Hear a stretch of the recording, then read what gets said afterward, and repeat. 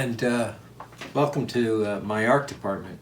I've just been cleaning up this plane, and I thought I'd give a quick little reference to it.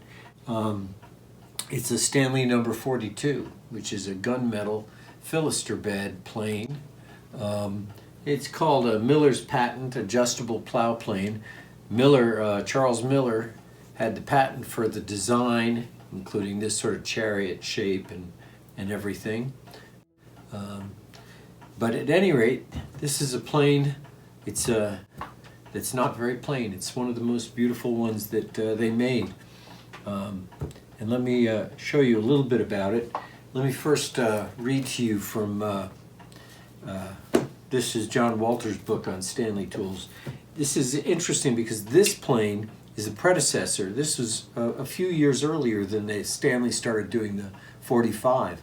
So this is a little earlier. This is an exceptional one because it's gunmetal. The number 41 is the exact same plane, but it's just iron and Japan. So that made this a little special.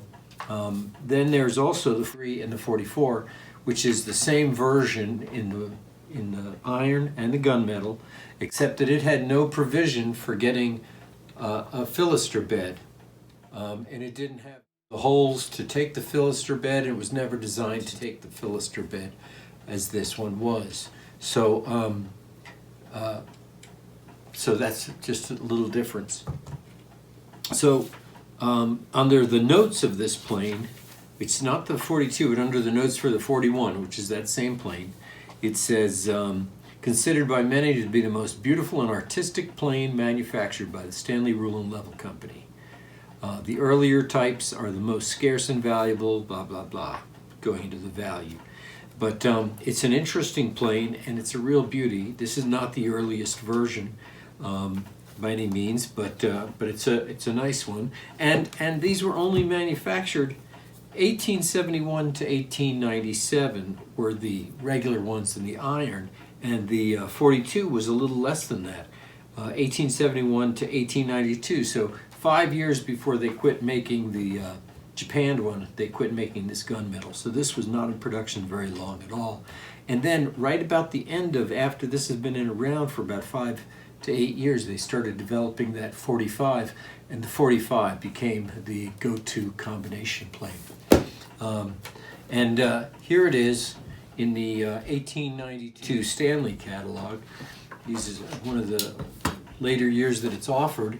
Is called a Miller's Patent Combined Plow, Fillester, and Matching Machine. That's interesting. And number 41, iron stock and fence, $9. 42, gunmetal stock and fence, $12. Combined plow and matching plane without the Fillester, which is the 43 and the 44, that was $7 and $10, so a little cheaper as well. But here's the picture of it. So those are two things I wanted to show you. Taking this thing apart, you see that this has got a gunmetal wraparound fence, and by wraparound, I mean to say that it goes around the Fillester bed this way. Another version is one that comes this way forward of it and has a big hook in it, so the Fillester bed goes into that hook. This is the wraparound type. So if we take this off, always gentle about that because I do not want to break this fence because it would be impossible to get a new one or to find another one. And then the Fillester, you see there are screws here and here, and this whole bed here just pops off the main skate when you don't want to use the Fillester, and this came with 10 cutters, so there were assorted cutters that fit in here. It's the mechanism for the cutters is to hold the cutters in place is a V-shaped piece on this skate here, and the iron sits into that. I'll show you a picture of those. But meanwhile, I'll get a screwdriver and take the Fillester off so you can see that. So I went and I got a screwdriver and and a cutter for you to show you how this works. The Fillester is held on with these two screws that are in these little slip holes. There are two holes, one here and one for the screw.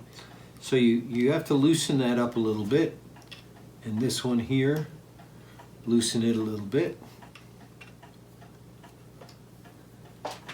Now once it's loose, you have to take it to the point where it'll go above this area, and then this should hopefully slide forward and then out through the holes.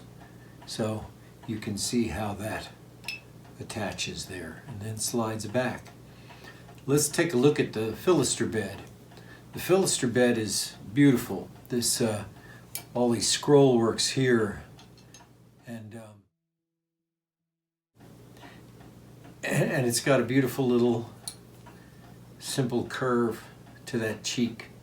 It's very graceful, and the blade comes on very easily, and then you would hand adjust it for the depth. So that's the Fillester bed. And now let me show you, here's one of the irons for it. See, it's very, very thick, and it's got a V groove in the back of it, right there. And that V groove sits on this piece right here. And this piece is in the shape, it's filed on the side and the other side, so that what happens is when you put this iron in here, it sits in that groove. And then you loosen this little tongue here, and you slide your iron into where you want it, and it seats on that groove. And then once you have it seated in there, you can tighten this up, and you can adjust the length of cut. So there it is, and there's the cutter in place there.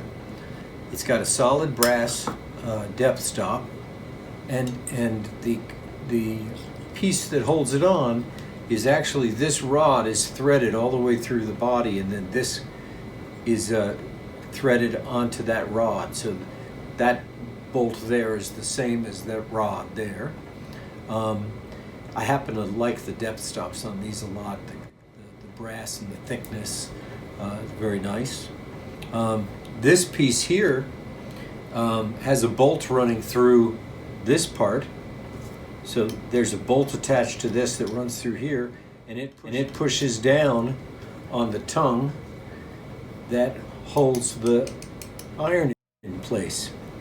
And that tongue is curved in here, and it's shaped so that you're cutting, your piece of wood comes up and curls away from your plane and isn't just pushed in there. That's the reason for that sort of cowl shape.